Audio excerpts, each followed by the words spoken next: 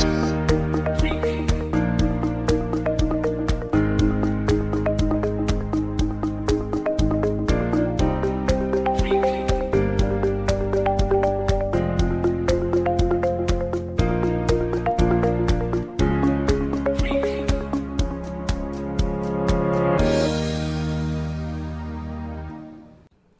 everyone, welcome to another episode of Arena Talks.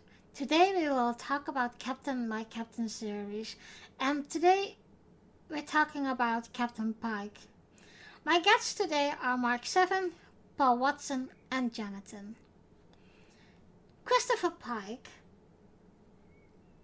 is a fictional character in the Star Trek science fiction franchise. He is the immediate predecessor to James T. Kirk as captain of the starship USS Enterprise. Pike first appears as the main character of the original unrated pilot episode for Star Trek the original series The Cage, portrayed by Jeffrey Hunter. When this pilot was rejected, Hunter withdrew from the series and the character of Pike was replaced with Kirk. The series later established Pike as being Kirk's predecessor in the two-part story The Menagerie, which extensively used archive footage from The Cage. The framing story includes an older, scared and disabled fleet Captain Pike, portrayed by Sean Kenny. The films Star Trek and Star Trek Into the Darkness, which take place in the alternate timeline, featured Bruce Greenwood as a version of Pike who acted as a mentor to the young Kirk. Christopher Pike is a main character in the second season of Star Trek Discovery, portrayed by Anson Mount. Set several years after The Cage, the show has Captain Pike assume temporary command of the USS Discovery. The series Star Trek Strange New Worlds, a spin-off of Discovery, is centered on Pike's time as Captain Pike, captain of the USS Enterprise, with Mount reprising the role.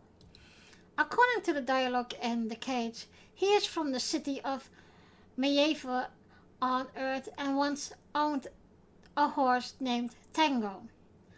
Pike is in the second captain of the Enterprise NCC 1701 and the first to the shown in Star Trek canon Star Trek the Animated Series, reveals that Captain Robert April predated Pike and printed Star Trek fiction as reference books also identify April as Pike's predecessor. Pike took command of the USS Enterprise in the year 2250 at the age of 38, taking over command from Robert April, who commanded the Enterprise 5 years. Alright guys, my first guest is Jonathan. Welcome, Jonathan. Thank you. How are you doing today? Glad to be here. Not bad. Looking forward to the new season. Yeah, me too. So today we're going to talk about Captain Pike. Is he one of your favorite characters from Star Trek, or just how have you been acquainted with Captain Pike? Yeah, I can hear you. Oh yes, Captain Pike. Probably since the early '80s when they first, when I was a child, I remember watching the Menagerie and The Cage. And is he one of your favorite captains, or just is he always have been since you saw The Cage? Is he sticking with you in a way? Yes, because he's the reason why he's one of my favorites because when he did the first two-part, interesting enough. But then when they showed him watching Star Trek since I was 5, yes, definitely one of my favorites. Discovery, it's like, okay, now you can flesh this character out, and the way Anson Mount plays the character, it's like more of a modern take on what a leader should be.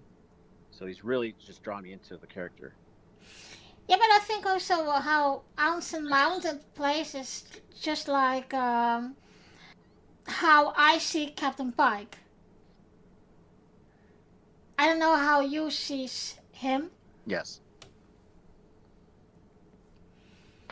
I see him the same way. I mean, that is Captain Pike. I mean, Jeffrey Hunter did a great job starting the character out, but you still didn't know enough about him. It was kind of like he had that mystery about him, but he was also kind of strict. He have a lot of camaraderie with his crew at first. Where Anson Mount, as soon as he steps off that, as soon as Anson Mount shows up on the show, I mean, you just love to be watching him. True, and he owns the part. Can you still hear me? Yeah, I can still hear you now. Not just now. It was Yeah, breaking up. he owns it. Take it over here. Okay. Yeah, Anson Mount is now the definition of Captain Pike.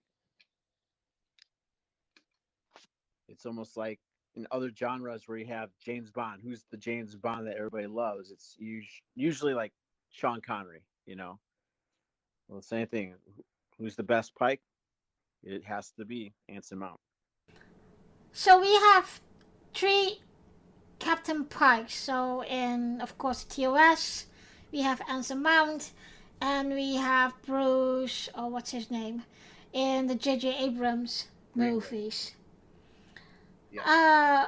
Which those three is your favorite? It's Anson Mount. Anson Mount. Yeah, mine as well. I mean, he basically took the character and ran with it. I mean, Bruce Greenwood did a good job, but he just wasn't the Pike that we had first seen in TOS. He used his own version of it, and Anson Mount still has the look, and he does some of the throwbacks to the original version of Pike. But I think that a lot of people are liking Pike as a captain because he is just like everyone else, and he will ask all his seniors for dinner, and I think Archer was the one who started that the thing with having dinner with the captain. Yeah, with like his senior staff, or he'd grab an ensign. Yeah, I agree. And that's what I like about him. I mean, I try, because I'm a manager in my business, and I try to, lead my team the same way. I don't have all the answers. And Pike doesn't have all the answers either. He relies on the specialists in their own department, their own fields, to come up with a conclusion of an action, what to do, what a true leader should do. Yeah. And that's why he contrasts so much with the other captains. I mean, I love Sisko too. I mean, I love Picard. Well, I like all the captains. But I think Pike just brings about a different type of leadership, where at the end of the day, he's still going to make the final decision, but he doesn't make you feel overwhelmed if you do suggest something. Mm-hmm. He wants it, and that's what I loved about him when he first showed up on Discovery. Well, I think when he showed up in Discovery, he really owned the part right away, and that's not only of his presence, but also his leadership, but also in being a human. And I've met Anson Mount 3 times, and even personally, he's just like that. Very welcoming. He's a great guy, and you could see it on screen. Yeah, I know. I met him too on Star Trek Destination here in Birmingham, so I know what you're talking about. Yeah, he's a great guy. He's a great guy. Yeah. What are the difference between the 3 Pikes? Have you anything to say about that? Well, Jeffrey Hunter, the first Pike, I mean, granted, it was only a pilot. He didn't get to expand the role. He didn't get as much screen time as the other 2 actors.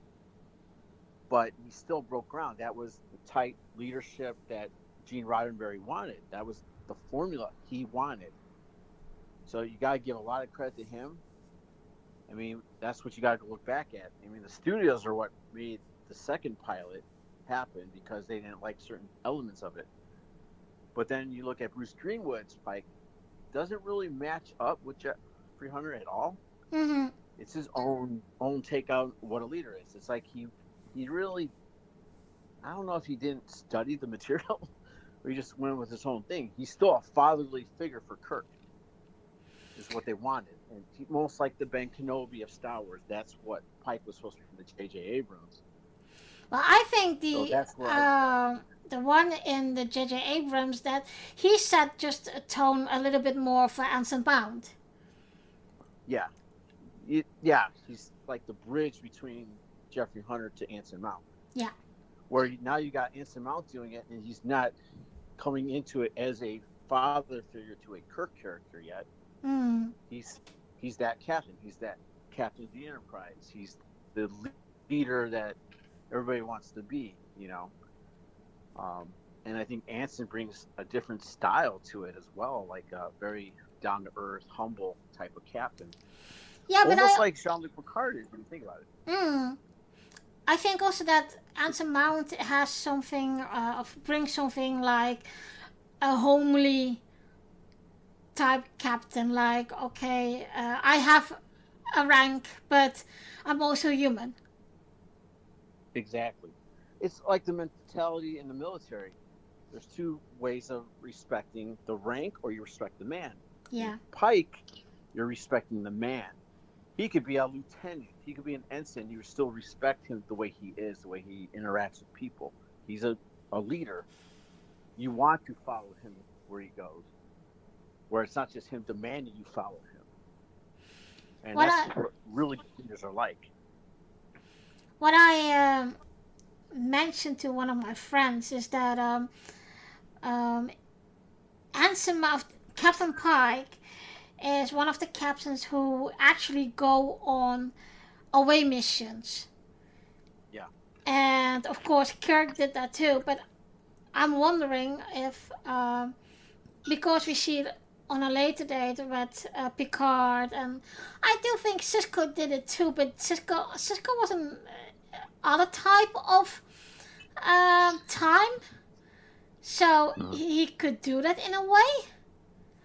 Yeah. But I do think Anson Mount rocks the because he's bringing the type of I don't want to say hero captain, but more like okay, I got my rank as captain, but I also have my things that I can do, or in the area where I'm good at. Yeah. I mean, he wants to get his hands dirty just like everybody else. Yeah. Yeah. And I think something must have changed, you know, in Starfleet. I mean, it's just conjecture. Because you look at Archer, he went on away missions. Pike goes on away missions. Kirk goes on away missions. But by Star Trek II, The Wrath of Khan, then you got Savick quoting, you know, procedures that he should not be, as a flag officer, should not be going on an away mission, technically. So it's almost like a policy shift changes. That's why you see Picard's kind of question they shouldn't be going on away missions, and Sisko to a point. So it could be a little bit of that you can put in the mythos of Star Trek as well. Isn't it also so like? Isn't it also like because that was that big war with the Klingon, etc., that they have lost many captains, that they say, okay, captains can't go to away missions because they are too important for the ship. Yeah, it's something to that effect. Where Kirk is already a rule breaker. Yeah, but that's Kirk. The TOS. Yeah, Kirk's like, I don't care either way. I'm going on this away mission, you know. And Spock's just going along with it, but why would he? Because he's been serving under Pike for so many years. 10 years? So he's already used to the captain jumping in and taking over. Yeah. So their style already gels that way. But I think Gene Roddenberry wanted that in a way of the captain needs to get their hands dirty because they are also in that way human and in service of mankind, the ship, etc. So, what is your opinion about Plus, Pike it's as a good captain? storytelling when you see the star of the show getting some action. Mm, in a way, in a way. If I was to rank him among all the other captains, in a way, I would rank him at some point. I would be above. Kirk's supposed to be like the one you want to follow, but if I had a choice between Pike and Kirk, there's times I think I'd rather just follow Pike. Mm, But he's got a mm. little bit of the Cisco in him with Picard. He's like a mix of those two. So I would say Pike's probably in the top 3 of the captains I enjoy. But Okay. that's given time because now you're seeing more screen time of Pike on TV, Mm. where we didn't really get to see a lot of it. So all we had to inform ourselves was like Picard, Cisco, Pike, Janeway. Yeah, and I also think it's the writers can do a lot of his background story now, because Mm. we don't really Yeah, they're know able to that expand a lot much. more to it. We really Yeah, don't know that much about like Captain we don't Pike. we don't know. Yeah, he's an enigma because you got so much things you can do because you still got another 10 years before he has his accident and everything else. What else is there? Does he have family? Does he have a brother? Are you going to see his mother and father? There's so much they can play with. Yeah, Where you've seen Cisco, where you've seen his family, you've seen his father, you've seen his son, you've seen Jennifer. Picard, you've seen his part of the family. Archer, you know about his father. You never talk about his mother, though. So you don't know what else is going on with that situation. So I think for him, you could expand so much more with family, the history. Maybe they'll touch on the Klingon War, which is another exciting thing. yeah, indeed. You got a moment, A couple of them. so yeah. But back to the Pike, expanding his history and everything else. The writers got a lot of room to play with. I mean, now you can do like we already see in the trailer for season 2. You're going to see a little crossover at Lower Deck, but some of the things the fans always wanted to see crossover among different crews and all that. I really would love to see that happen a little bit more. I would love to see like T'Pol show up or Phlox and just show a bridge between Enterprise and Strange New Worlds. Kind of like what they did with McCoy, Scotty, and Spock in Next Generation. Yeah. We'd love to see a little bit of that, but also show how important Pike really was. Because if you remember, in the Menagerie, I mean, they highest decorated Starfleet officer. I mean, everybody they know who Pike is, not just because he's captain of the Enterprise all those years.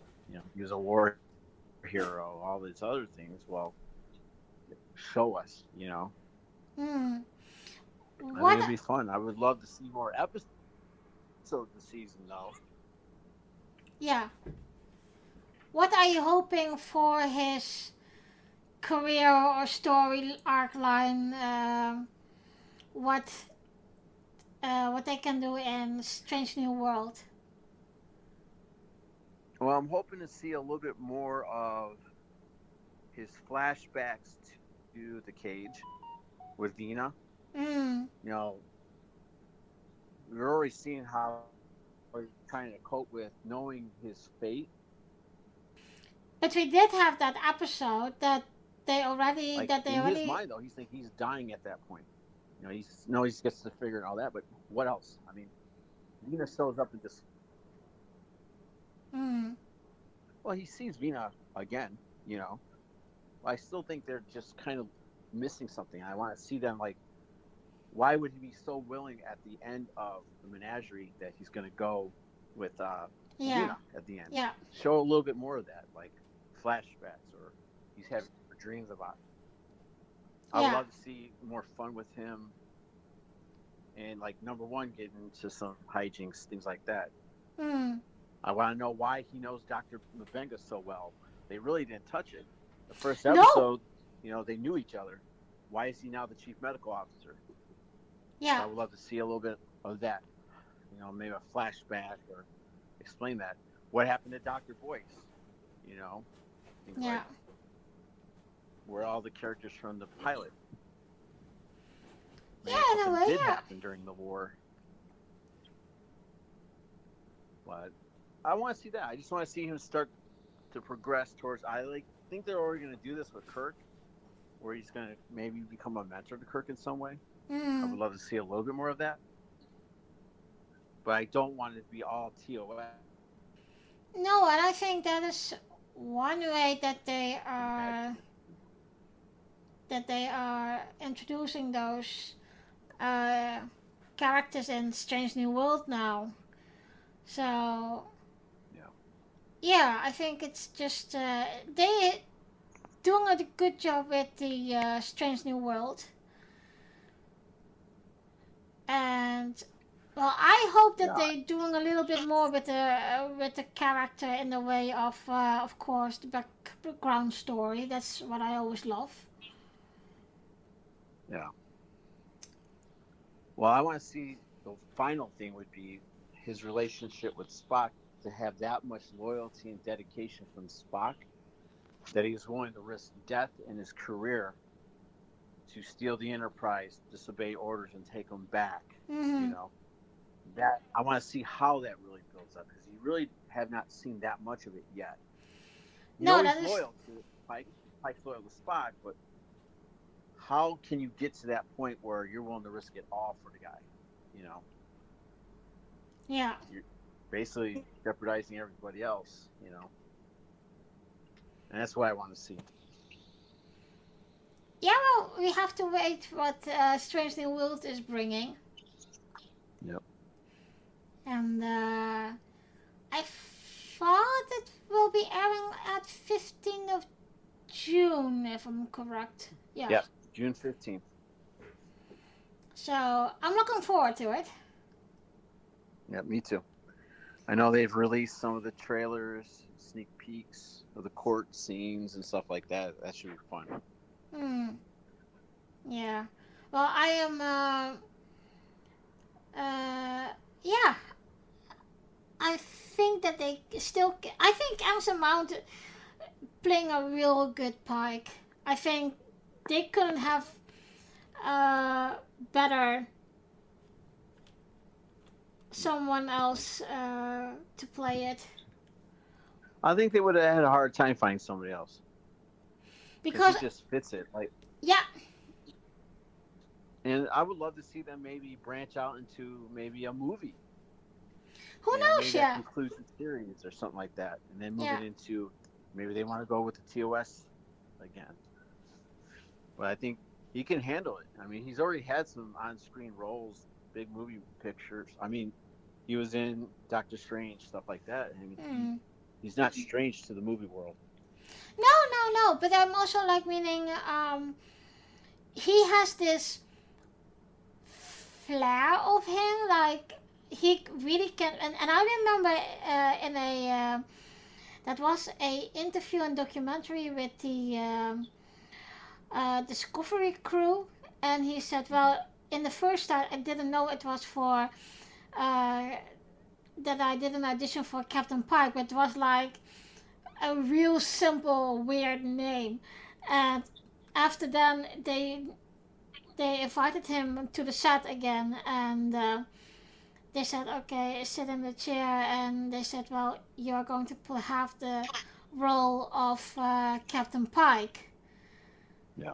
And he was shocked, and he has no idea that it was this big of a role. Of course, he knew Star Trek, but I think maybe he did some homework about who Pike was, but he is the embodiment of quote unquote the real Pike. Yeah. Well, the first time I ever met him, we were on basically a reproduction set of the original Enterprise bridge, and everybody was asking. It was before they even did the premiere of Discovery season 2, and he said he's always watched Star Trek. He's always been a fan, and he knew who the character was. But when he first got auditioning for Discovery, it was supposed to be for Lorca, Captain Lorca. So he was totally blindsided when they said, "Hey, you're Pike." He was never expecting that. And, I know the feeling would be awesome for me if somebody's telling me I'm going to be Captain Pike. I'm like, whoa, because he knew who exactly that was. And I think he makes Captain Pike big on the screen because he plays it so lovable, and he's a softy at sometimes when it comes to his crew, and he's relatable, and I wouldn't mind having dinner with the guy. So, is there anything you would like to add about Captain Pike? I'm hoping that Pike is like now the new mold of how the captains are going to be in future series. I mean, if we do get a Star Trek Legacy with Seven as the captain of the new Enterprise, that's great. But I'm hoping people look at this character and how he's represented, that he's just not two-sided. He's multi-sided. I mean, you got so much into that character that maybe it kind of like changes Star Trek a little bit, and like it informs everybody why Kirk's the way he is, or Cisco and all that. That maybe he's like a groundbreaking character for the future shows. That's what I'm hoping for. Yeah. Well, Jonathan, thank you very much for joining me for this lovely conversation about Captain Pike. Well, thank you. And, well, I hope to talk to you soon about Star Trek again. All right. I'm more than welcome to do it. All right, my friend. Live long and prosper. Live long and prosper to you, too. All right, guys. My next guest is Paul. Hello, Paul. Hello. How are you doing, Arinda? I'm fine. How are you? Oh, good, good. Long time no talk. Oh, yeah. I'm ready to talk. Yes. One of my favorite subjects. But first, how is the pathfinding doing? Oh, well, we've been on kind of a sabbatical due to our careers. Everybody, including like our chief of security, CJ's been writing a lot and doing a lot of conventions. She actually is running conventions now, as cool. well as bringing her own booth. That's cool. Being like she's like the second in command for this one guy here in Texas that has several conventions. Yeah. And plus I've been doing some volunteer work on a really old home and getting it restored, and it's pretty fascinating. It's if you ever watch that show Rehab Addict, where they rehabilitate old homes back to their original, it's kind of like that. And you got to peel back and find floors that were 120 years old. It's fun stuff, but it's kept me real busy. Plus, this is my busy season at work, so I'm traveling a lot. That's why it's kind of hard to lock down a date. So, thank you for being flexible, as you always are. Oh, that's fine. Can you tell the listeners in short again what Pathfinder is? Oh, Pathfinder we're a volunteer organization. We raise money for charity, but at the same time, we go to conventions. We bring uniforms that put you into the 24th century, around the time of Star Trek Deep Space Nine, Star Trek Voyager, and Star Trek Generations. That's where we've started. And we're it's a character-driven story, but we also, when we're at conventions, we bring guests in, put them in uniform, and sometimes we just give them a picture with the background, whatever background of their choice they want in it, in their uniform. But some guests become crew members, and they become part of our stories, which is our side gig, which we call them meme-isodes. It's like a live-action comic book. So it's photos, action photos with text overlaid on it. It's kind of low. It's what I call low-tech fan fiction.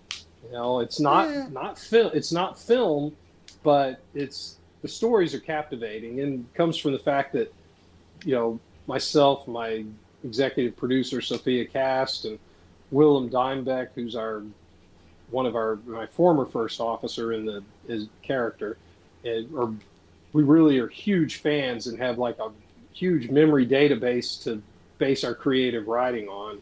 So we come up with a lot of stories that have familiar arcs to them, but we're not copying things. We're just trying to keep that familiarity of the 1990s Star Trek alive, because it's kind of a favorite for all of us and people at conventions that approach us. That's one of their favorite time periods for Trek. So that, and sometimes, sometimes we sell little, uniforms, merchandise, but that's not our main goal. That's just a side thing to raise money, to break even on costs, and then have a little bit more for, charity organizations like Heroic Inner Kids or March of Dimes or things of that nature. But COVID definitely set us back in terms of the conventions.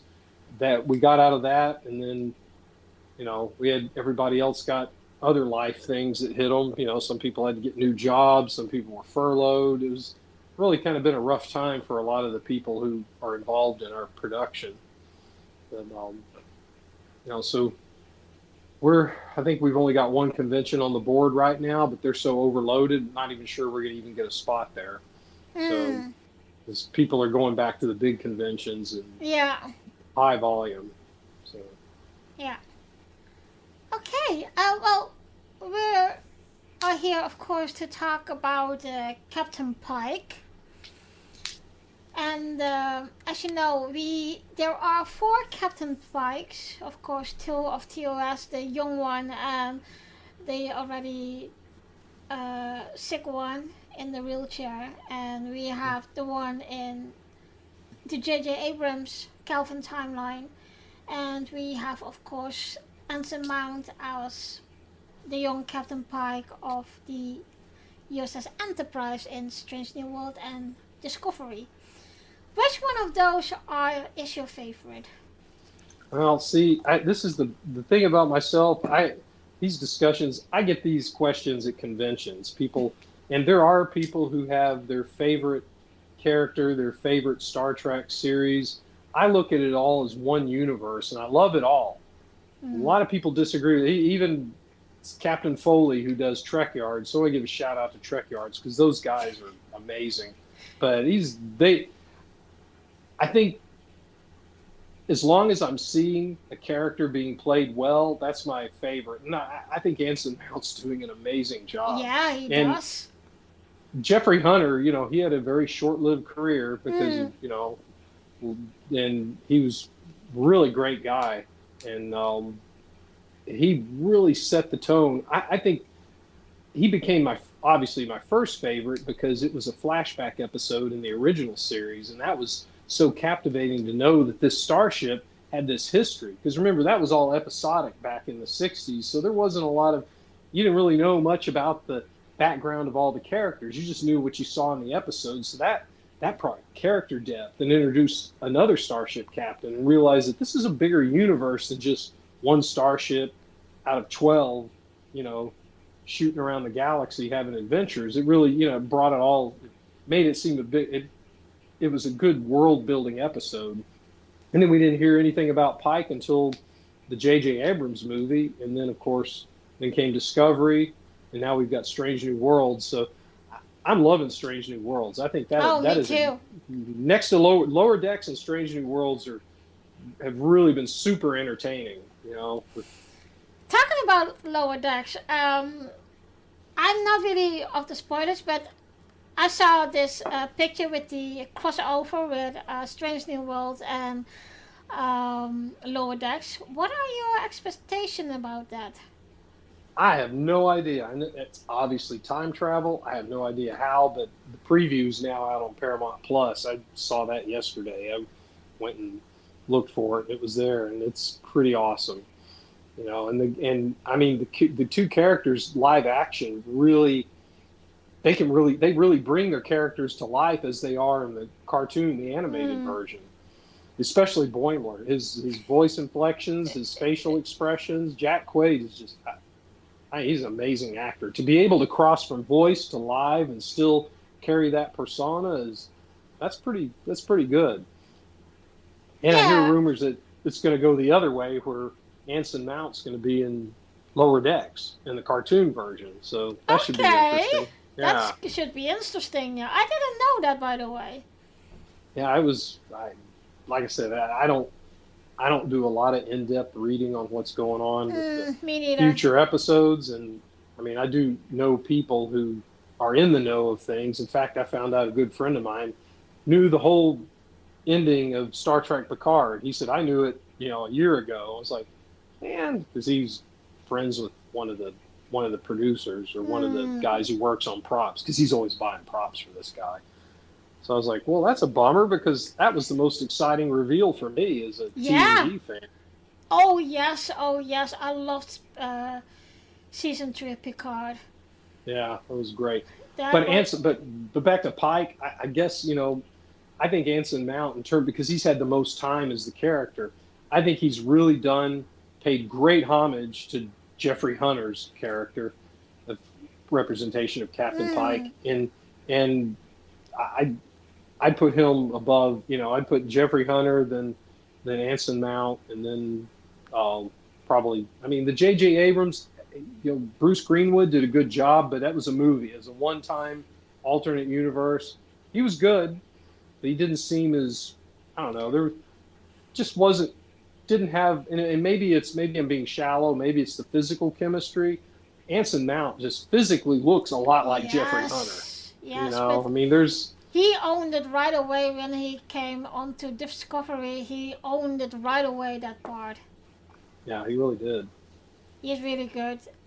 And he's a really funny and nice guy. I met him. Oh, lucky you did. Obviously, you've gotten around to some of the conventions over there in Europe. Well, we don't have that much Star Trek conventions here, but we try to, if there is one, then we try to go there. And I'm always the one who collecting pictures with them and autographs. And yeah, they are really nice. They are really nice. And like I said, Anson Mount does a really good job with the Pike he is presenting, because that is how I see Pike. Yes, definitely. Very thought-provoking, very, takes the peaceful approach. Kind of a little bit like Picard, just like Captain Picard was in season 1 through 3, maybe, of Next Generation. Not a Kirk immediately shoot him up. And they really brought that out in the last episode of Strange New Worlds, when they did the future time jump with Pike and with Kirk. Kirk was ready, go in guns blazing, which was the right thing to do with the Romulans. And, Pike chose to try and take a peaceful approach, which ended up leading to decades-long war with the Romulans. That was. So yeah, he's definitely got that part nailed. What is your opinion about Pike as a captain? I say always, I would love to serve a captain like Pike, because he can be diplomat, he can be actionful, but he's also laid back and say, okay, come on, I will cook for you. Yeah, I would serve under him. That's the thing. And, each captain's better for certain missions. You wouldn't want a Pike dealing with the Cardassians. You'd want someone like a Jellicoe, Captain Jellicoe doing that. And for somebody out on deep space exploration, someone like Pike or Picard or, even Kirk would be, good for that, putting the exploration mission first, the mission of peace. Talking about Kirk, what do you think of the young Kirk in Strange New World? I like him. I think it was. I think it's going to be interesting to see where they play it now with them being a young lieutenant. There's not a lot in TOS canon, as opposed to, I guess the one comment in Menagerie, he said he met Christopher Pike when he took over command of the Enterprise. So this is definitely doing a little.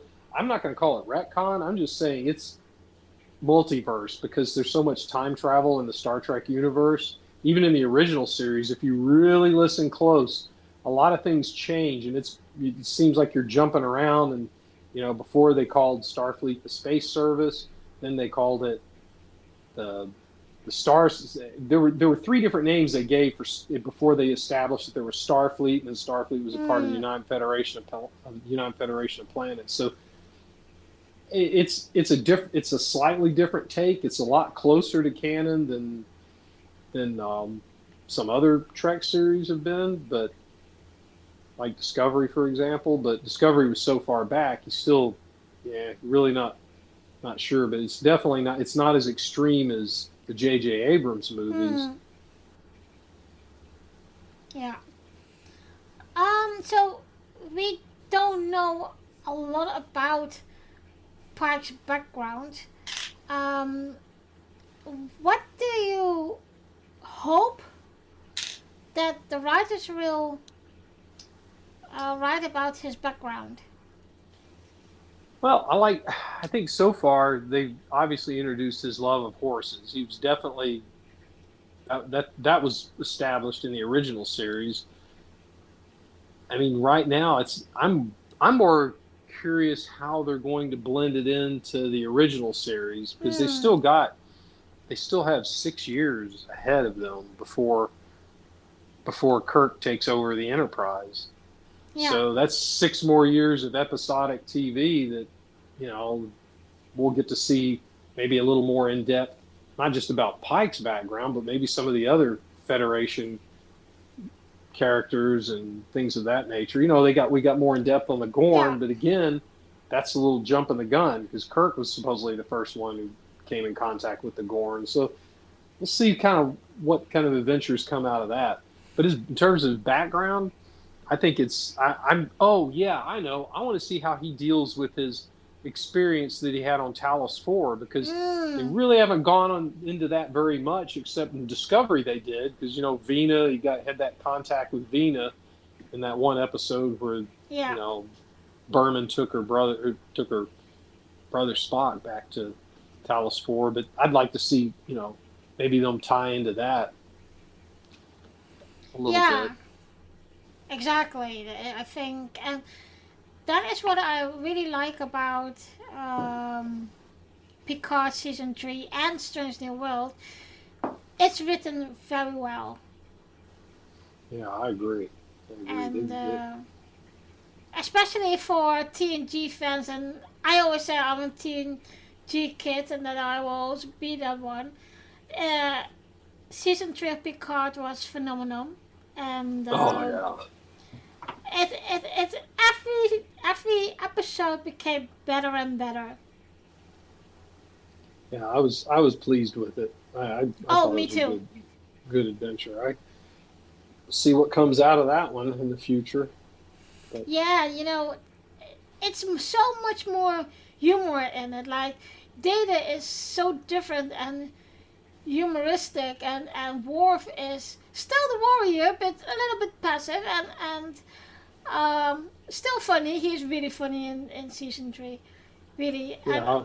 I talked that about with my friend Amanda, who I do Girls Talking Track podcast, and last episode we were talking about the difference between the TND data and the Picard data, and we did that also with Geordi and some of the other characters.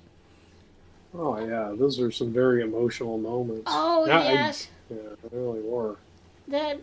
I think the part that I had watched over and over again is when the Enterprise D came in view.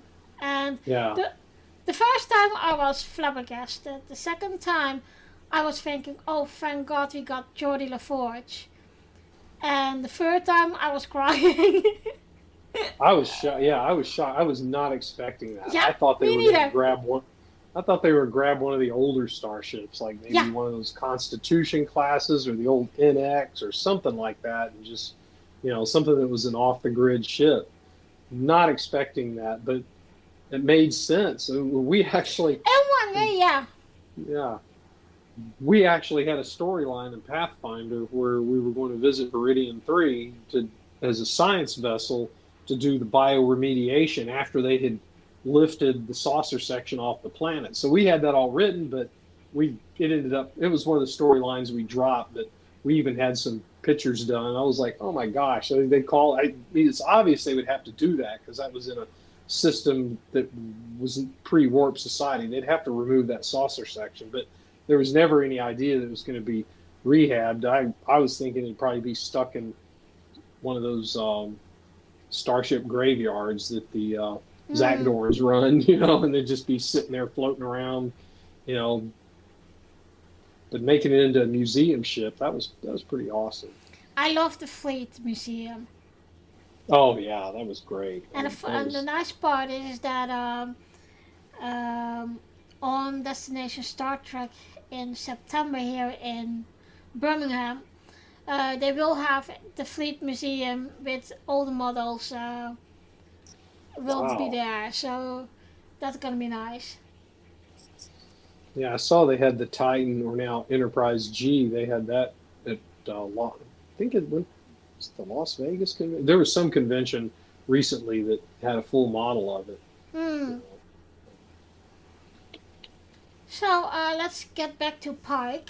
Yeah. What are your expectations or dreams for Pike in Strange New World Season 2? Well, I go into a lot of these without a lot of expectations, and I don't mean that negatively. I mean, I like going for the adventure, the unknown, and being surprised. But I'm just kind of curious where seeing his relationship with Spock develop, see Spock's relationship develop, how he, goes from, how he's obviously at this point, he's struggling between being human and being Vulcan a lot more than he did in the original series. So that's, and I think it's obvious they established in season 1 that Pike is very much a father figure to Spock, since we know from later episodes that his biological father, Sarek, is really just, all but disowned him for not joining the Vulcan Academy. So Spock's only father figure is Pike, and kind of a mother figure and a mentor is number 1, who is still pretty logical in and of herself, very close to being Vulcan. So I'm looking forward to seeing the dynamics between those three, seeing if it develops a lot like the original triad of the original series of Kirk, McCoy, and Spock. So yeah, and I have to say this, guys. I haven't said it before. Ethan Peck, who played Spock in Strange New World, is doing a great job. You have to bear in mind that the Spock Ethan is playing, that is a much younger Spock than the Spock of Leonard Nimoy in TOS. Yeah, roughly 6-7 years younger at this point now, I think. And yeah, like you said, Spock is really having difficulties with his emotions, with being Vulcan, and his human part, of course, but he is half human, and that's what I really love. And they did that in the J.J. Abrams movies very clearly, like, I am accepted by the Vulcan Council to go to the Vulcan Academy, but they still gonna say, well, in one way we're not happy because you're a half-blood, your mother is human, And wonder if they'll touch on that in Strange New Worlds, get into that background. But yeah, they kind of did with his dealings with T'Pring, which again is another. They supposedly didn't have any contact until from when they were kids in the original series, so that's a little bit of a twist and makes one wonder if that's going to end here pretty soon. If you watch the preview, you probably see, it's probably on its way out, that relationship. Yeah. Do you think Pike will lay down his captain's rank in Strange New World, season 2? No, I think he's going to stay the course. He already established that in the very last episode that he doesn't want to change history, what his fate is, because if he does, that means that he trades one life for another. So he's Starfleet. He's going to be the one to make the sacrifice. I think that's. I don't want to give any spoilers. I don't know how many people are listening have even seen the first season of Strange New Worlds, but episode 10 is very emotional. It really resonates, and it resonates all the way.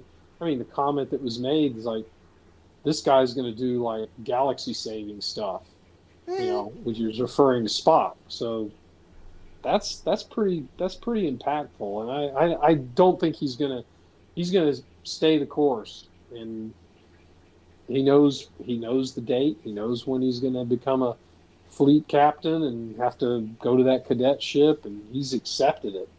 I think my theory is that before this series ends, maybe not season 2, but this could go all the way on to right when he hands over the command to Kirk. If it does, I think he's going to get some kind of foreshadowing that he knows that it's going to be all right, that something with the Telosians that he's going to know, but he's not going to want it to happen. The reason they're going to make it where he's always saying no to Spock, because he knows it's endangering Spock's career. But in the long run, he knows it's going to happen. That he's going to be disfigured, but then he will be able to live out a normal life on Talos 4. So I kind of think they're going to leave it that. I don't see them just cutting it off and leaving it for us to guess what's going to happen between now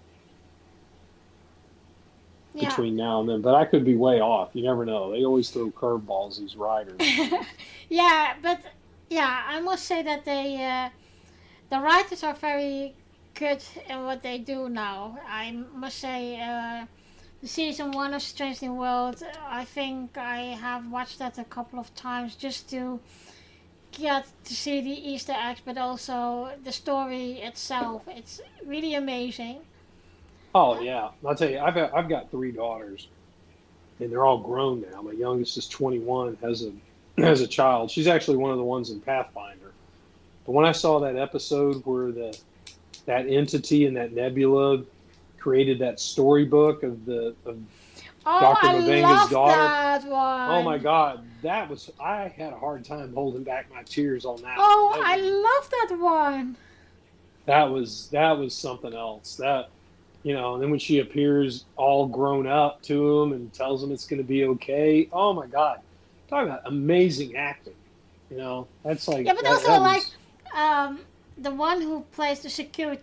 Yeah, the security chief. I can't remember her name right now, but normally you see her so La'an is her name. Yeah, La'an. And normally you see her like tough and rough and being tough as hell, and then you see her in this episode like a princess, and she can belch, and I was thinking, what? No way.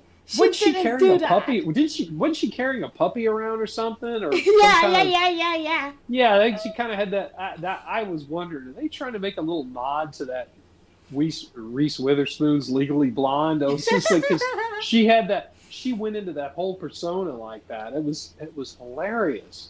It was. I mean, to be able to have that kind of comedy and turn around and have that kind of in-depth emotion and have the Andorian, the chief engineer at the time, the Andorian, be kind of like the center of it, trying to say, okay, this is, and then even him having fun with it because he's trying to get into the storyline. That was very, very complicated acting. It takes a lot of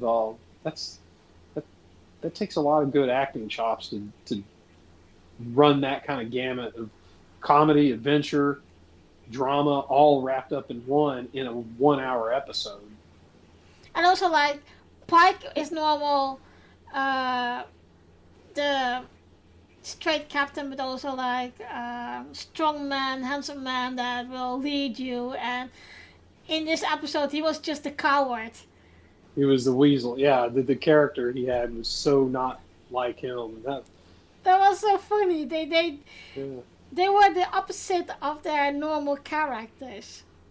I bet a paycheck that if you go to a convention or if you talk to Anson Mount, that's probably one of his favorite episodes because he had to change the range of his character. And most actors I've talked to love getting out of their normal character in an episode because it's fun for them to kind of get outside the box. And he really did on that one to the level where you're cringing. Yeah, So, I had that too when he was, when he was acting like that, and I was thinking, oh my god, that is sort of Pike.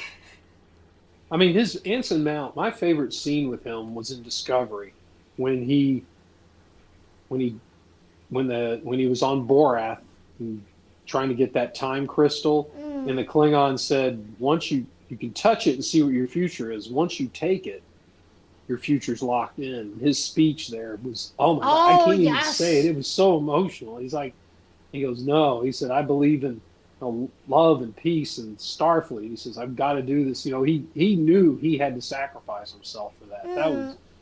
That to me, I was like, when I saw that, I said, this guy, they've got to make a series with this guy. When I saw that, I said, this is probably the best portrayal of a Starfleet captain right here. Yes, that sums up what they are. Absolutely, yeah.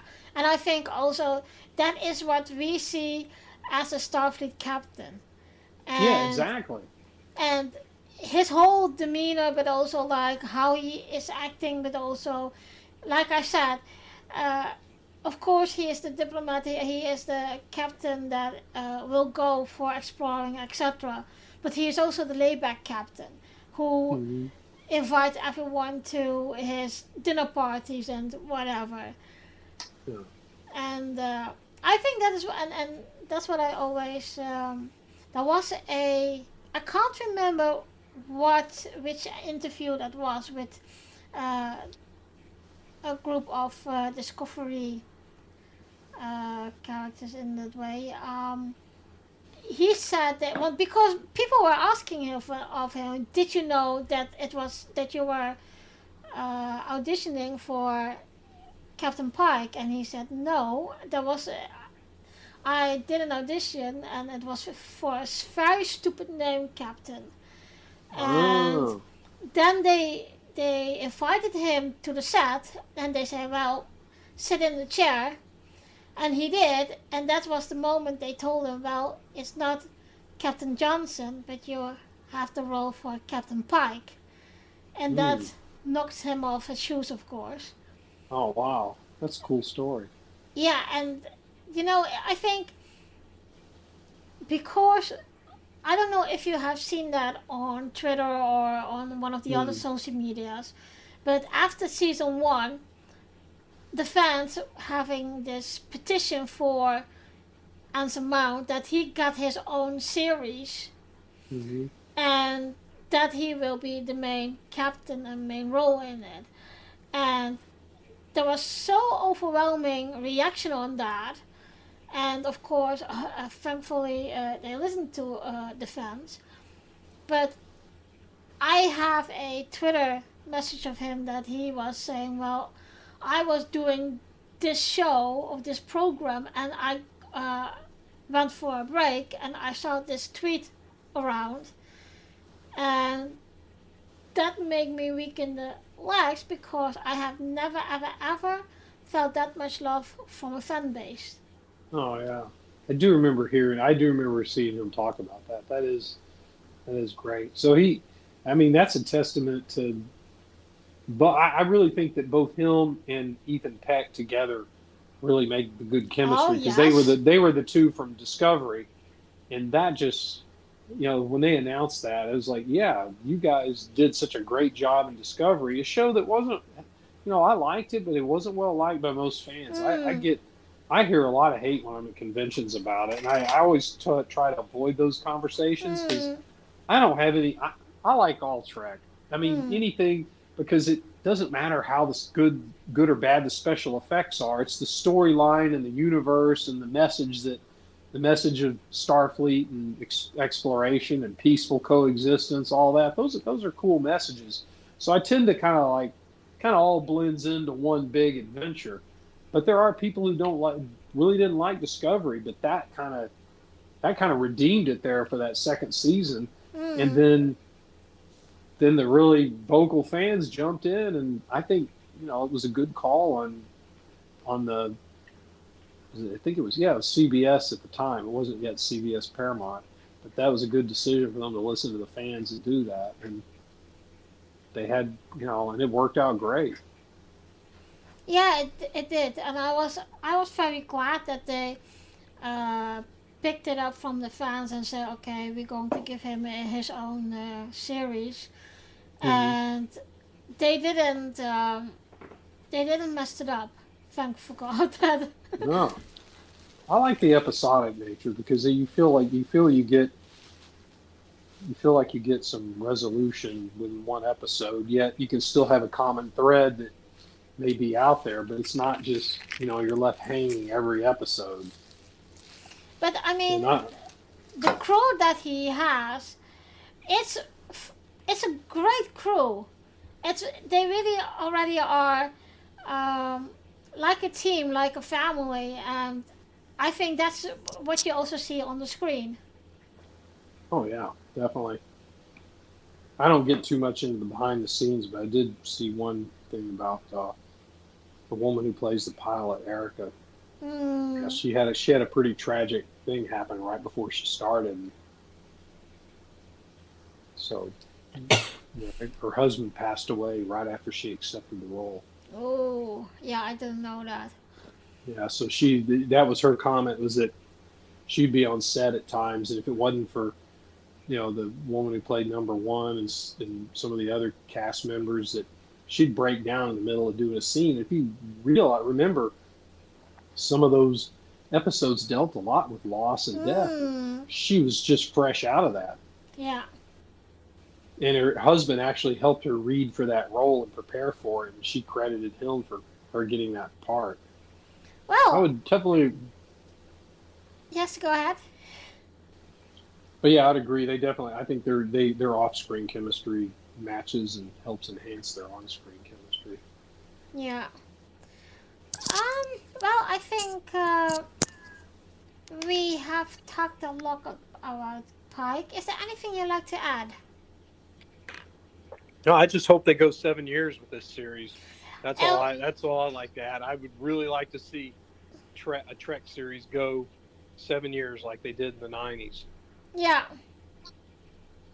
Really, me too. They were talking about that, by the way, that the new Trek has 2 less episodes, and if you see in, for example, TNG or Voyager, Deep Space Nine, it's all 22, 27 episodes a season. 7 years of it. Yeah. But thank you, Paul, for joining me again. It was nice talking to you. Oh, I appreciate it. You're welcome, and look forward to hearing some of your next podcasts.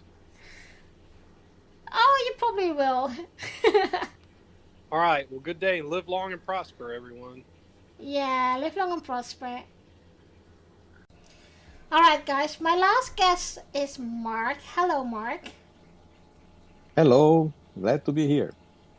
Yeah, and you guys will recognize him because he's a regular in my show. So, it's been a long time. This has been a long while since we talked about Star Trek. Well, we always talk about Star Trek every time, but it's with you. It's always a pleasure when we have someone who enjoy that the way I do. So here we are, and it's a big pleasure to be here. You are enthusiastic for next week when Strange New World is going in premiere? Yes, in 7 days. 7 days we'll be surely watching this first episode that is talking about the judgment of Una. Yeah, I'm very curious about that. Really, it's we all are. Yeah. So, what are your expectations for season 2, Strange New World? The potential for season 2 is how can I say? They promised that will be very, very expanding motivations, expanding their things they tried to do in the first time. And in Discovery, we saw many pushing limits in that series. And even Pike was part of it. It was nice to see a person that different from what we saw in TOS in the episode The Cage. Yeah. In the episode The Cage, Captain Pike was very serious, was very ending his career. He was tired about all those weight in his shoulders. He was talking, what I am doing here, la, la, la, la, la, la, and happened everything with Talosians, the case of Talosians that give him some new destination in his life. Yeah. But came Discovery and took that man from optimism to again a man with very heavy weight on his shoulders. But it's impressive to see how a good Starfleet officer can face his problems. That's the Captain Pike we will talk about today.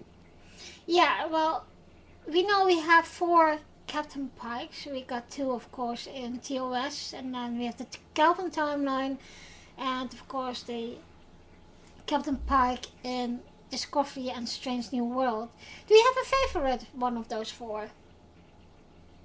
Well, this new Captain Pike from Discovery and Strange New Worlds is a real change in the character, because he is very well humored. Okay? In Discovery, he make jokes even with Tilly, and even so, he was very well humored with Tilly problems and the crew problems. He chose to take them in a light way. And he even disagree with Saru about the case of Dr. Hugh and that guy that was took by a Klingon, Tyler. Yeah. Saru saw the Tyler fighting Dr. Hugh, and Hugh fighting Dr. Tyler, because Tyler killed him in another episode. So he was very pissed off, and hands talked more than words over there. And Pike was surprised. How can you let things be solved this way? And Saru was more eclectic when he said, sometimes there is no other way or no better way to solve these problems. And so Pike always is a good leader, and good leaders always learn in new cases, in new problems, and they are always ready to hear all the point of view of their crew. So, this new Captain Pike, improved by Discovery and now, is a very nice character, and he shows much more the good leader qualities than in every other timing we saw, even in the Kelvin timeline. Yeah, I think always that Jeffrey Hunter always set the I don't want to say basic, but it's there, and the one in the Kelvin timeline set the basic of him, and straight Anson Mount is the Captain Pike that we all like. Yeah. And that's what I always say. I think a lot of people will following and serving Captain Pike because that's the captain you would like, and because he's very knowledgeable and a very good diplomatic captain as a captain, but he's also a captain that is laid back and say, okay, come to my dinner table and we have dinner and we can relax. Well, to be a captain is not always giving orders and take decisions. You have a crew to take care of. You if you want to command them, you need to know them. And to know them, you need to be closer. Those are characteristics of good leadership I am talking about. And this new Star Trek, Strange New Worlds, always have many good ways to show that. Yeah. Is there something you like about Captain Pike that makes him Captain Pike? Well, in Discovery, he was retreated. He was painted as the best captain that we had all before Kirk, and they were very, very heavily condecorated. He has a very, very nice history of winnings in his career. So what we can say about him, in this time they took the chance in Discovery to make a super captain. Only that Discovery only deserved that after to have been in the worst captain at all. And now we have this, after this presentation of a good captain, Pike has so many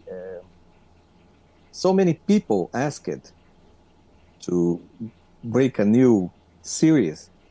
The very acting of that captain make him so famous that they think, what about we make a new series? And they did.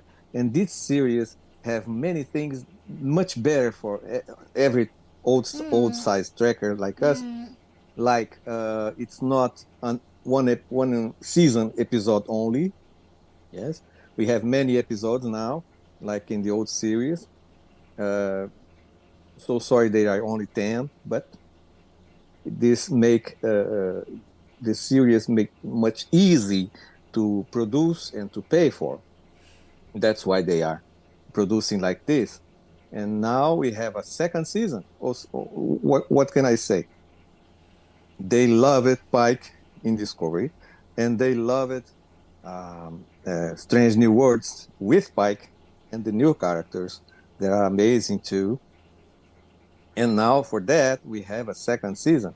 I can't imagine how many seasons that those will be. They have space to 10. Yeah, well, there was a... Because the... Sorry? Go ahead. They have space to make 10 seasons because the accident that crippled the captain is dated to happen in 10 years for now. Yeah. What are your expectations for season 2 with Pike? And do you think they will write some of his background story? Well, his background story is constantly changing because he knows his future, but he almost don't know how to live until that future comes. And I can't imagine how to live inside his shoes. No. You know, I don't think no one knows. If you knew that you have an accident that will cripple you in 10 years, what will you do? I think live off the fullest. Yeah, he decided to do the same, but to a captain to live the fullest, is not always written. You know, you have a new adventure every day. You have something new to decide every day. One day you need to take care of a comet that seems to be intelligent, and the other day you have a species that are trying to delete the life of a kid just because they need someone to be the computer who takes care of the whole civilization. There are many things crossing his life, and sometimes it's hard to decide if that thing that's happening now is more or less important of the thing that will happen in 10 years for you. Okay.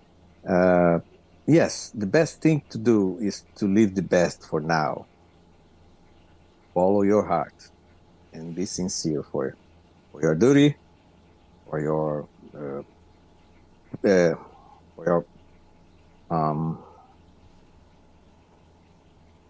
your first things to do,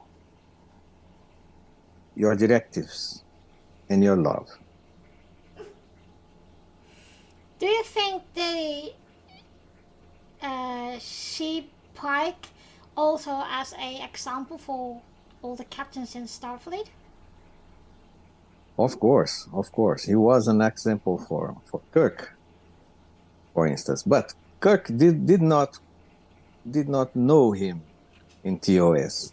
They only started to talk to him or about him in the episode The Cage. Mm-hmm. But, well, the writers have those problems to do, and they changing things in the way. So I need to be sure I will watch everything they are doing, so I can talk about this later. Is there anything essential of Pike that you say you need to watch this or keep an eye on it? Sorry? Can you repeat the question? Is there any essentials of Pike that you say, okay, you need to keep an eye on that, or you need to see this, or you say, this is important for the rest of Trek? Well, all they produce is important for the rest of Trek. We all need to do is to keep a positive attitude about that. When Discovery started, there were many people with a negative opinion about that, and I need to remember Star Trek, The Next Generation had the same problem. True. The same seriousity. Can you imagine? I heard people telling, "I hate Picard." Why? Because can you trust in a captain that does have no hair, and the first order of him is to surrender when Q surrounded his ship. So Kirk will never do that. Well, Kirk will not survive Q. That's for sure. So they had the same problem with Enterprise. They told that was very, very bad to have a starship without transporter. You know, they have the same problem with Voyager. They even said, "Oh, to boldly go where are we now?" They said those things. Every new series have the mental of the fans' mental inertia. They don't want them. They love new things, but they don't want it. They are not ready to accept that. Well, I am ready to accept that. I love it. Discovery from the start to the end. Now we know there will be an end, so we proceed with that. I think that Christopher Pike still will prove to be the best captain we always had. Okay, and of course he has. The production has the history of Picard that show what a nice captain can be. I think every captain in every series was in the right place, living the right situation at the right time for each of them. And if you change them from the shows, if Kirk was commanding Voyager, it was not. It never would be back home. By the other side, if Janeway was commanded the first Enterprise, she would That would be prefer to stay weird. home. That would be weird. Yes. I think we need to accept people reacting to the situation they are given. Right? In this mentality, I am reacting very positively to be here with you talking about that. And I think you're doing the same.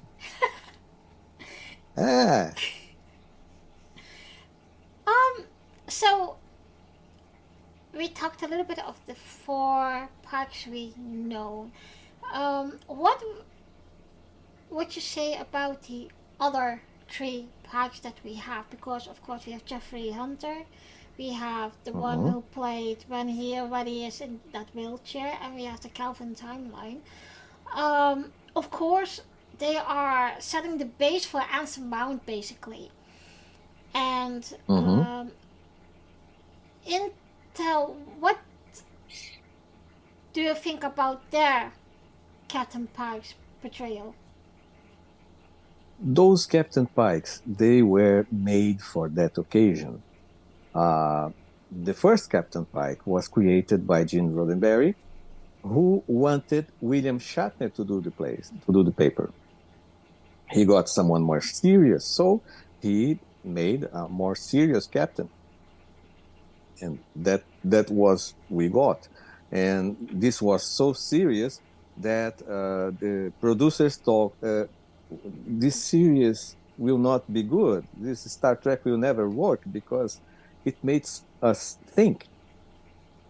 We are not focused in the captain. We are focused in his problem, and it makes us think.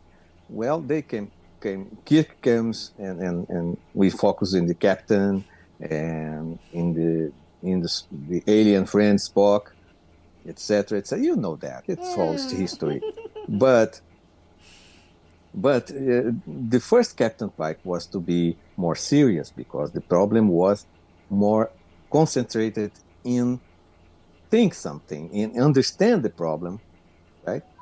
And then the next Captain Pike in the wheelchair, he was a problem. He was the problem, and Spock and Kirk were dealing with that. So we were more properly introduced to the Talosians. And well, the story proceeds. And now we have how can I say? We have the Kelvin timeline, where the history was changed for everyone, including Captain Pike. And he changed it so much that he was killed. We never had any knowledge about the Talosians. So I think Star Trek lost a lot of things in this Kelvin timeline. Yeah, it does. I think that is one of the reasons that some of the Star Trek fans saying they don't like the J.J. Abrams movies because of that. It changed so much, and it's in one way self-standing movies that it's not really think made about the timeline we know about Star Trek. Yes, even so, the Kelvin timeline have some pros. First, the first and second movies, the 3 movies, they make more money than the 10 first movies of Star Trek. And they gave us our first 3D movie, 3D Star Trek movie. There were some good things for people who knows how to make movies. J.J. Abrams know how to make movies, and well, we got some popularity about that. Many people started to enjoy the old ways of Star Trek because all they saw in the movies, these three last movies. And we are still, even we are knowing Pike, and we know by discovery that Vulcan was not destroyed in this timeline. They are proceeding in this timeline. We were made of, yes, but the Kelvin timeline still want to make another movie. I hope they make something good like they did in the third movie. Now we are all in expectations today, and it's good because we had a long time without Star Trek since 2000. Well, since the Nemesis movie, we don't have anything about Star Trek, and Enterprise ended, and Voyager ended, and we had nothing. And now we can say this is a happy time to be a Star Trek fan. We will have now starting Star Trek Strange New Worlds, and after that we will see I think we will see Lower Decks coming, and Prodigy is coming too. I hope so. They are very good in what they say. Sorry? And the last season of Discovery. Yes, the last season of Discovery is starting now too, next year, starting of the next year. I can't say I'm happy with that because every time I see a series ending, I have an allergic reaction in my eyes. There comes many water and then, well, I don't think it's healthy to heal that condition because I'm a human. Yeah. How can I not be human in a situation like that? Yes, thank God I'm not Vulcan. I don't need to wait 7 years to do some things. Unfortunately I can't wait for 7 minutes. So I still love to be human. Is there something you'd like to add about Captain Pike that is, in your opinion, worth sharing? Well, we have promises that they will pushing the envelope in this next 10 episodes.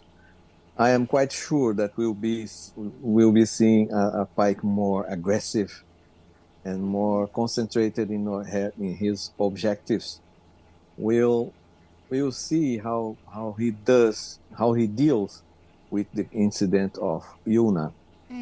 So we are many expectations about that, and I really hope I can approve, and I will like all of the changes that are coming. We were warriors. We are warned, and so okay. Hailing frequencies open. Shoot at will. We are here to listen.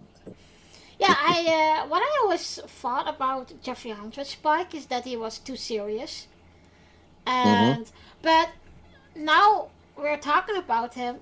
I was now thinking maybe because, and you see that he doesn't have the energy anymore to live or be there anyway, and maybe because his end is nearing, because that 10 years is almost there, and then everything will change. You know, me and you, we have always the impression we will live forever. We have this impression carved in our souls. We know nothing bad will happen with us until it happens. So this is the normal us, you know. We are 60 years old like me. It's the same of I look to mirror and I see a 17 years old guy who said, "What happened to my face?" Okay.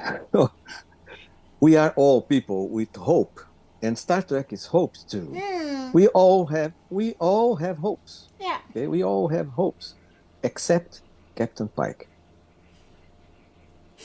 Yeah. It took from him the only thing that make him human, progressive, alive, and kicking. And even so, he is fighting. He is being a good officer until his last moment. Mm. Mm. That's the great thing about the new Captain Pike, a man fighting his own future. Yeah. Yeah, I'm very curious what happened in Strange New World Season 2. What they're going to do also. Yeah, well, I think we had a lot to talk about Captain Pike. So, thank you for joining me. I just need to recommend one thing. Yeah. We also are here waiting for what will happen in this series. I suggest me and you to be optimistic to that until the end of Discovery, until the end of any series they put to us, because we are here. The series come and go, and we still hope. We still have hope. We still have. We still have the way to be sure we can be good Starfleet officers no matter what happens.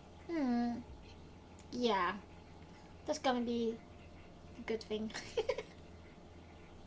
Well, Marc, thank you very much for joining me again.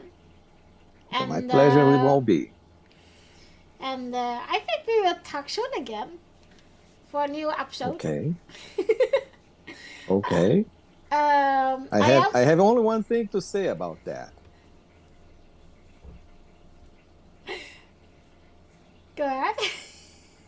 Make it so. Well, I am going to do a episode about Star Trek Picard season 3, so everything will be there. So I think I will have a video room with all my Trekkie friends, and then I will record it. That would be fun. I'll be here if you need me. All right. Well, thank you again, and we will talk soon. Well, guys, thank you for listening, and join me in 2 weeks for a new episode of Orinda Talks. The next episode is about old tap dance musical movies, which I really love. You can listen, subscribe, and comment to Orinda Talks on the YouTube channel or join the Facebook group. I also like to tell you about my other podcast called Girls Talking Trek. Girls Talking Trek is a podcast hosted by 2 female trekkers who will recap every 2 weeks an episode of Star Trek TNG.